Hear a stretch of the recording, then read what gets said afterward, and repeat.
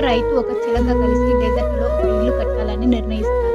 చిలక దూరం దూరం నుంచి ఆహారం, నీళ్లు తెస్తుంటుంది. రైతు అయితే గట్టిగా శ్రమించి ఇటుకలు తెస్తూ గోడలు కడతాడు. ఇద్దరి కష్టంతో ఆ ఇల్లు చివరికి సిద్ధమవుతుంది. ఒకరోజు రైతు, చిలక ఇద్దరు ఇంటి ముందు కూర్చొని విశ్రాంతి తీసుకుంటారు.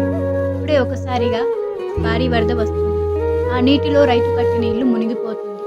ఇది చూసి రైతు దిగులు పడతాడు. చిలుక కూడా కళ్ళల్లో నీళ్లు పెట్టుకుని బాధపడుతుంది.